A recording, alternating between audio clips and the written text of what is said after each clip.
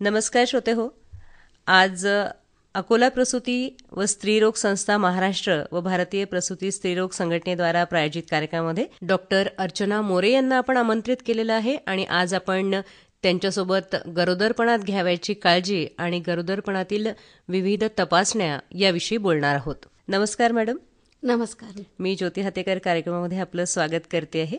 Madam, सुरुवातीला आपण हे सांगूया, जे नवविवाहित जोडपं आहे तर त्यांनी गर्भधारणेपूर्वी डॉक्टरांचा सल्ला घेणं आवश्यक आहे का? हो, अगदीच गरजेचं आहे. सर्वप्रथम स्त्री ही मानसिकदृष्ट्या गर्भधारणेसाठी तयार असणे अत्यंत आवश्यक आहे. काही रक्ताच्या तपासण्या, जसं काही हिमोग्लोबिन, मधुमेहासाठी तपासणी, इलेक्ट्रोफोरोसिस ज्याच्यामध्ये सिकल सेल, थॅलेसेमिया हे रोग निदान केल्या जातात. रक्तगट निगेटिव्ह तर नाही आहे हे बघणे, HIV, HbS AG, रक्तदाब तपासून घेणे, काही अनुवंशिक आजार असेल तर त्याची माहिती डॉक्टरांना दिली पाहिजे, किंवा नात्यात लग्न झालं असेल तर त्याची माहिती डॉक्टरांना पहिले दिल्या गेली पाहिजे. काही फोलिक ॲसिडच्या टॅबलेट असतात, त्या गर्भधारणेपूर्वी आणि नंतर घेणे अत्यंत आवश्यक आहे, ज्या बाळाच्या मेंदूच्या व मेरुदंडाच्या आरोग्यासाठी उपयुक्त असतात, त्या घेतल्या गेल्या पाहिजे. आरोग्यदायी वजन राखणे अत्यंत महत्त्वाचे आहे. जर तुम्ही काही औषधं घेत असाल जे प्रेग्नन्सीसाठी म्हणजे धोक्याचे राहू शकतात, सुरक्षित नसतात, ते आधी बंद करायला हवे. गर्भधारणेपूर्वी विशेषतः रुबेला ही लस घेतल्या गेलीच पाहिजे. काही सवयी असेल, जसे काही धूम्रपान, मद्यपान, ते आधी बंद करायला पाहिजे. खूप कॉफी पित असाल तर त्याचे प्रमाण पण कमी करायला पाहिजे. तर ह्यासाठी म्हणजे डॉक्टरांचा सल्ला घेणं हे अत्यंत आवश्यक आहे. सगळ्यात महत्त्वाचं म्हणजे नवीन बाळ आपल्या घरी येणार आहे तर फायनान्शियल प्लॅनिंग पण हे पण पहिले करून घ्यायलाच पाहिजे. अगदी बरोबर आहे. विवाहित जोडपं जर, मला असं वाटतं आपण सांगूया की जर त्यांचं वय जास्त असेल किंवा त्यांनी आधी काही प्लॅनिंग केलं असेल की आम्हाला एवढे वर्ष बाळ नको आहे, तर त्यांनी निश्चितच गर्भधारणेपूर्वी डॉक्टरांचा सल्ला घ्यायला हवाच आहे. गर्भधारणा झाल्यावरती आपण डॉक्टरांकडे नक्की केव्हा गेलं पाहिजे? सहसा जी मुलीची पाळी नियमित असेल आणि ती चुकली तर ते पाळी चुकल्याबरोबर तिने डॉक्टरांना भेट द्यायला पाहिजे, किंवा मग 3 दिवस वर झाले असेल तर घरीच युरिन प्रेग्नन्सी टेस्ट करायला पाहिजे. 2 रेषा जर आल्या असेल तर डॉक्टरांकडे जाऊन प्रेग्नन्सी ही कन्फर्म करून घ्यायला पाहिजे. काय सामान्य लक्षणं सांगू आपण गर्भधारणेची? सामान्यतः उलटी, मळमळ, थकवा जाणवणे, स्तनामध्ये दुखणे किंवा वारंवार लघवी होणे, हिरड्यातून रक्त येणे, नाक कोरडं पडणे हे सामान्य लक्षण आहे. पण जर खूप मळमळ होत असेल, जेवण जात नसेल, पाणी पचत नसेल तर मात्र डॉक्टरांना भेटणं आवश्यक आहे. म्हणजे छोटे मोठे लक्षणं पण समजून घ्यावे, त्याची जर तीव्रता वाढली तर आपण डॉक्टरांकडे जावं. पण याही व्यतिरिक्त मॅडम काही चाचण्या अशा असतात की त्या अत्यंत आवश्यक आहेत, काही तपासण्या, तर त्यांच्याबद्दल आपण काय सांगू? कुठल्या चाचण्या त्यांनी करून घ्यायला पाहिजे? फर्स्ट व्हिजिटमध्ये आपण ANC प्रोफाईल ही करून घेतो. त्याच्यामध्ये बेसिक रक्ताच्या तपासण्या, थायरॉइड, HIV, शुगर, आपण VDRL ह्या ज्या तपासण्या आहे ह्या बेसिक आपण तपासण्या करून घेतो. नंतर मग आपण दर 3 महिन्याला हिमोग्लोबिन, युरिन शुगर, हे GTT म्हणतो आपण, ते glucose tolerance test, gestational diabetes rule out करायसाठी ही तपासणी करून घेणं अत्यंत आवश्यक आहे. त्याच्यानंतर सोनोग्राफी ही अगदीच आवश्यक आहे. ती सुरुवातीला फर्स्ट व्हिजिटमध्ये करून घ्यायला पाहिजे. त्याला आपण डेटिंग स्कॅन म्हणतो. त्याच्यामध्ये बाळाचे हृदयाचे ठोके किंवा ती गर्भाशयातच आहे की गर्भाशयाच्या बाहेर आहे, त्याला आपण एक्टोपिक प्रेग्नन्सी म्हणतो, ती जीवघेणी असू शकते. म्हणून ती पहिला डेटिंग स्कॅन म्हणजे आपण डिलिव्हरीची तारीख त्याने ठरवू शकतो, ती महत्त्वाची आहे. नंतर सेकंड स्कॅन म्हणजे 11 ते 13 आठवड्यांच्या मध्ये करावा लागतो. त्याला आपण NT स्कॅन म्हणतो. तो आधी आणि नंतर केला जात नाही. त्याचं महत्त्व असं आहे की त्याच्यामध्ये एक अनुवंशिक आजार असतो, डाऊन सिंड्रोम, तो त्याचं निदान केलं जातं. नंतर तिसरं स्कॅन आहे तो आपण 19 ते 20 आठवड्यामध्ये करतो. त्याला एनॉमली स्कॅन म्हणतो. त्याच्यामध्ये बाळांचे अवयव बरोबर बनलेले आहे की नाही ते बघतो. 20 आठवड्याच्या नंतर आपण गर्भपात करत नाही भारतामध्ये. आता 24 आठवडे त्याची लिमिट झाली आहे, पण त्याच्या आधी जर ते निदान झालं तर आपण ते गर्भपात करू शकतो जर बाळाला काही व्यंग असेल तर. आणि आवश्यकता असल्या तर 7व्या महिन्यात आपण करतो, नाही तर 9व्या महिन्याच्या आधी आपण बाळाची पोझिशन डिलिव्हरीसाठी प्रॉपर आहे की नाही, वजन किती आहे, गळ्याभोवती काही नाळं आहे का, हे बघायसाठी आपण डिलिव्हरीसाठी तयारी करायसाठी आपण शेवटी 37 ते 38 आठवड्यामध्ये आपण एक शेवटचा स्कॅन करतो. ते आवश्यक असतं. म्हणजे विनाकारण तर कुठली तपासणी केल्या जातच नसते, पण ती किती आवश्यक आहे हे श्रोते हो मॅडमनी आता आपल्याला समजावून सांगितलेलं आहे की त्या वेळेला ती तपासणी होणं अतिशय आवश्यक आहे, बाळाच्या आरोग्याच्या दृष्टीने आणि मातेच्या आरोग्याच्या दृष्टीने सुद्धा. मॅडम, ह्या ज्या तपासण्या आहेत ह्या तर आपण सांगतोच आहोत की ह्या नियमित करून घेतल्या गेल्या पाहिजे.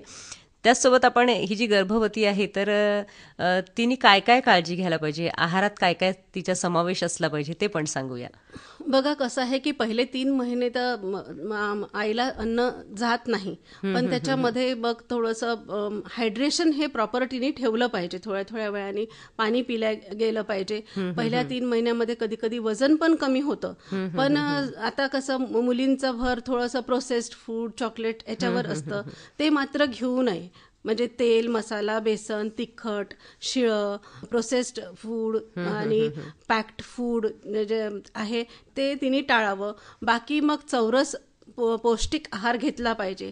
असं म्हणजे खूप गोड खाऊन फक्त आईचंच वजन वाढेल असे एम्प्टी कॅलरीज हे पण नाही घेतल्या गेल्या पाहिजे की बाई दोन जीवाची आहे तर खा, असं पण नाही झालं पाहिजे. पण चौरस हा पौष्टिक आहार, कडधान्य ज्याच्यामध्ये प्रोटीन्स असतं, त्याने बाळाचं मसल डेव्हलपमेंटमध्ये हेल्प होतोय, हे खाल्ल्या गेलं पाहिजे. फ्रूट्स, हिरव्या भाज्या आहेत त्या घेतल्या पाहिजे, त्याच्यामध्ये फायबर असतं, त्याने आईचं बद्धकोष्ठता होत नाही, त्याच्यामुळे पाईल्सचा जो त्रास होतो तो प्रेग्नन्सीमध्ये तो होत नाही. म्हणजे असं बदाम, 2 बदाम भिजवून, 2 अंजीर रात्री भिजवून, 1 अक्रोड, थोडेसे काळे मनुके हे रात्री धुवून भिजवले आणि सकाळी चावून चावून खाल्ले, हे असं थोडंसं पौष्टिक आहार मातेने घेतला पाहिजे. हो ना, थोडक्यात म्हणजे मी असं म्हणेल की डोहाळे या नावाखाली काहीही खाऊ नये, डॉक्टरांच्या सल्ल्याने खावं. आणि आपण हे जे सध्या जनजागृती अभियान आपलं चाललेलं आहे, आपल्या अकोला प्रसूती आणि स्त्रीरोग संस्था महाराष्ट्र व भारतीय प्रसूती स्त्रीरोग संघटनेद्वारा प्रायोजित कार्यक्रमांमध्ये आपण किशोरावस्थेत काय बदल होतात त्याच्याविषयी पण माहिती घेतली आहे, किंवा मुलींनी पण कसं वागावं, काय खावं, कशी काळजी घ्यावी. तर हे सुरुवातीपासून सवय लावावी यांना आहार चांगला असण्याची. अचानक आपण असा गरोदरपणामध्ये आहारात बदल करणं कधी कधी कठीण जातं, पण तरी सुद्धा जाणीवपूर्वक मला असं वाटतं सगळ्या गर्भवतींनी लक्षात ठेवावं की महत्त्वपूर्ण कामाला जसं आपण सगळं नियोजन करतो, तयारी करतो, तसंच एका नवीन जीवाला आपण जन्म देणार आहोत, तर तेव्हा नक्कीच मॅडमनी सांगितलं तसं गर्भधारणेपूर्वी पण डॉक्टरांचा सल्ला घ्यावा आणि गर्भधारणा झाल्यावर पण आपण नियमित तपासणी करून घ्यावी आणि सल्ला देखील घ्यावा. मॅडम, मी हे सांगेल सर्व श्रोत्यांना की या विषयासंबंधित जर काही अधिक माहिती त्यांना हवी असेल तर निश्चितच त्यांनी डॉक्टर अर्चना मोरे मॅडम यांच्याशी संपर्क साधावा. व्हॉट्सअपवरती जर प्रश्न टाकला असेल तर त्याला नक्कीच उत्तर मिळेल. 9822364953 या नंबरवरती व्हॉट्सअप करावं. तुम्हाला जी काही माहिती हवी असेल ती नक्की तुम्हाला मिळेल. गर्भधारणेदरम्यान म्हणजे कुठलं औषध घ्यावं, कुठलं घेऊ नये, किंवा लसीकरण काही असतं का, त्यासंबंधी पण आपण माहिती सांगूया. गर्भधारणेपूर्वी रुबेलाची व्हॅक्सिन घेणे हे अत्यंत आवश्यक आहे. गर्भधारणा झाल्याच्या नंतर टिटनस व्हॅक्सिन ही आपण 1 महिन्याच्या अंतराने 5व्या महिन्यानंतर सहसा देतो, 2 डोसेस देतो. आणि जे हाय रिस्क प्रेग्नन्सी असेल त्यांना न्यूमोकोकल व्हॅक्सिन आपण देतो. आणि औषधांच्या संदर्भात असं काही आहे का? मेडिकेशन तर मुळीच करू नये. डॉक्टर जी पण मेडिसिन घ्यायची असेल ती डॉक्टरांच्या सल्ल्यानेच घ्यावी. नक्कीच इतर वेळेला सुद्धा स्वतःहून औषधी घेऊच नाही आणि गर्भधारणेदरम्यान तर नक्कीच नाही. काही वाटतं ना एखाद्या वेळेला की माझं डोकं दुखतंय, मला ताप आला आहे, तर निश्चितच त्यावेळेला सुद्धा आपल्या डॉक्टरांकडे जावं आणि ते सांगतील त्यानुसारच श्रोते हो आपण आपला औषधोपचार असू द्यावा. कोणत्या लक्षणांवरती डॉक्टरांशी त्वरित संपर्क साधला पाहिजे? एखाद्या वेळेला असं वाटतं की होत असतं, असं घरातले ज्येष्ठ पण सांगतात की होतं ना, दुखतं कधी कधी, तर काही गोष्टी असतील त्या नमूद करा मॅडम.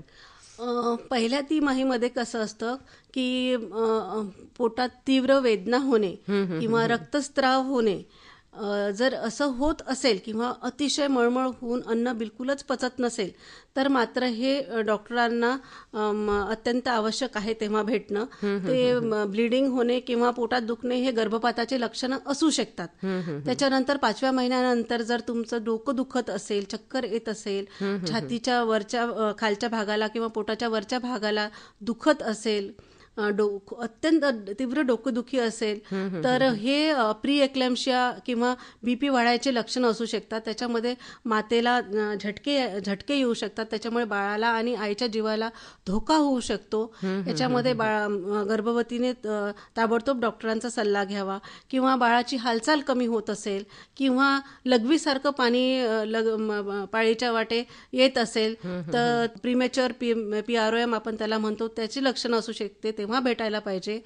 ह्या परिस्थितीमध्ये जर असं काही होत असेल तर त्यांनी डॉक्टरांचा ताबडतोब सल्ला घेतला गेला पाहिजे. किंवा 37 आठवड्याच्या पहिले पोटात वेदना होत असेल तर ते आपण प्रीटर्म लेबर म्हणतो, कमी दिवसाची डिलिव्हरी होऊ शकते, त्यावेळेस डॉक्टरांना नक्कीच भेटलं पाहिजे. स्वतःची काळजी तर गर्भवतीने घ्यायचीच आहे. आहार असेल किंवा औषधोपचार असेल, या सर्व गोष्टी, पण सोबत आता तिला बाळाकडे पण लक्ष ठेवायला हवं.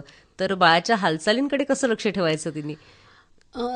20 आठवड्यांच्या नंतर सहसा हालचाल मातेला जाणवते. तर ती दिवसातून कमीत कमी 10 वेळा ती हालचाल जाणवल्या गेली पाहिजे. 12 तासातून 10 वेळा तरी कमीत कमी हालचाल चालवल्या गेली पाहिजे. कधी कधी बाळ झोपतं आणि हालचाल जाणवत नाही, तर जेवण झाल्याच्या नंतर डाव्या कुशीवर मातेने झोपायला पाहिजे. त्याच्यामध्ये तिला हालचाल जर त्याच्यानंतर पण जाणवली नाही तर मात्र डॉक्टरांचा सल्ला घेतला गेला पाहिजे. नक्कीच. खूपदा असं होतं की काळजी किंवा या सगळ्या उपायांमध्ये व्यायाम हा प्रकार पण शिरतो. तर व्यायाम करणं कितपत फायदेशीर आहे किंवा सुरक्षित आहे का गर्भधारणेदरम्यान? काही हायरिस्क प्रेग्नन्सी असतात त्यांना आपण नाही सांगतो, पण युजली 30 मिनिटं म्हणजे शतपावली आपण जे म्हणतो ती करायला पाहिजे. 30 मिनिटं हलका व्यायाम, योगा हा करायला पाहिजे. प्रेग्नन्सीमध्ये स्नायू थोडेसे लूज होऊन जातात, त्याला स्ट्रेंथनिंग, स्ट्रेच, त्याच्यासाठी नॉर्मल डिलिव्हरीमध्ये आपल्याला ते उपयुक्त पडतात. त्याच्यामुळे थोडा हलका व्यायाम तर नक्कीच करायला पाहिजे, पण तरी योगा एक्सपर्ट किंवा डॉक्टरच्या सल्ल्यानेच करायला पाहिजे. विश्रांती मॅडम ही पण खूप आवश्यक आहे. हो. रात्री 8 तास शांत झोप आणि दुपारी नाही झोपली तरी 2 तास डाव्या कुशीवर आराम हा केला गेला पाहिजे. तर बाळाच्या रक्तपुरवठ्यासाठी, वाढीसाठी हे महत्वाचं असतं. म्हणजे झोप जरी तुम्हाला दुपारी आली नाहीये किंवा दुपारची झोप आपण टाळावी असं म्हणतो, तरी सुद्धा विश्रांती मात्र आवश्यक आहे. तर ती गरोदर मातेनी नक्की घ्यावी. जीवनशैलीमध्ये कुठले बदल करायला पाहिजे ह्या गरोदर स्त्रीने? ऍक्च्युली आनंदी राहणे हे सगळ्यात महत्वाचं आहे. आणि सकारात्मक विचार ठेवणे. लूज आता जीन्स घालतात, फंगल इन्फेक्शन होतं त्याने, एकदम टाईट कपडे घालतात, तर ते न करता कॉटनचे लूज कपडे घालणे, उंच टाचेच्या चप्पल घालू नये, जास्त प्रवास करू नये. पहिल्या 3 महिन्यात किंवा शेवटच्या महिन्यामध्ये त्यांनी प्रवास करू नये. मद्यपान, धूम्रपान ह्या सवयी आता आजकाल म्हणजे खूपच वाढीच आहेत, त्या त्यांनी म्हणजे नाही करायला पाहिजे. विमानाचा प्रवास 36 आठवड्याच्या नंतर हा टाळावा. हे थोडे. आणि फ्रेश सीझनल फ्रूट्स, याच्यामध्ये आहारामध्ये फ्रूट्स आवडत मुलींना, त्यांना ते फ्रूट्स वगैरे सीझनल फ्रूट्स हे त्यांनी खायला पाहिजे. प्रोसेस्ड फूड असे म्हणजे कोल्ड स्टोरेजचे नाही बरं, पण सीझनल फ्रूट्स हे मात्र कुठले पपई का असेल पण ती सीझनल फ्रूट्स ही खाल्ल्या गेलं पाहिजे. म्हणजे प्रमाणात व्यायाम करणे, प्रमाणात आहार घेणे आणि आपलं पेहराव पण जो आहे, जो आपण जिथे राहतोय त्यानुसार जर असेल, तिथल्या हवामानानुसार जर असेल तर नक्कीच आपल्याला त्याचा फायदा होणार असतो. आणि म्हणूनच आपल्याला डॉक्टरांचा सल्ला हा केव्हाही महत्त्वपूर्ण ठरतो. मध्ये तुम्ही हे पण म्हणाला होता की हाय रिस्क गर्भधारणा जी आहे, तर ती म्हणजे काय ते पण आपण जाता सांगूया. गर्भधारणामुळे जर आई किंवा बाळाच्या जीवाला धोका असेल त्याला उच्च धोका गर्भधारणा असे म्हटले जातात. त्याच्यामध्ये आईचं वय जर 20च्या खाली किंवा 35च्या वर असेल, तिला मधुमेह, रक्तदाब, हृदयविकार, किडनी विकार, थायरॉइड किंवा पहिल्याचे सिझेरियन असेल, प्लासंटा असतो ना जी वळ असते ती गर्भपिशवीच्या तोंडाशी असेल किंवा ती गर्भपिशवीला चिपकलेली असेल, पूर्वीचे गर्भपात असेल, मृत जन्म असेल, अकाली प्रसूती किंवा जुळी किंवा तिळी बाळे असेल, किंवा बाळाची वाढ कमी असेल किंवा बाळाभोवती पाणी किंवा अमनिओटिक फ्लुइडचे प्रमाण जर कमी असेल, आई HIV, HBS, AG, sickle cell, thalassaemia हे काही तिला पॉझिटिव्ह असेल तर अशा महिलेची व बाळाची आपल्याला विशेष काळजी घ्यावं लागते. त्याला आपण उच्च धोका गर्भधारणा असे म्हटले जाते. अतिशय महत्त्वपूर्ण माहिती आज आपण श्रोत्यांना दिली आहे.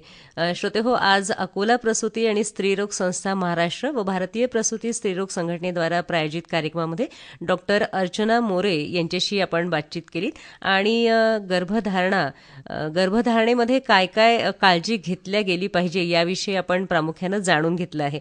मॅडम, आज आपण आकाशवाणी अकोला केंद्राच्या स्टुडिओमध्ये आलात आणि एवढी उपयुक्त माहिती आमच्या श्रोत्यांसाठी आपण सांगितलीत, त्यासाठी आकाशवाणी अकोला केंद्रातर्फे मी आपले आभार मानते आहे. धन्यवाद.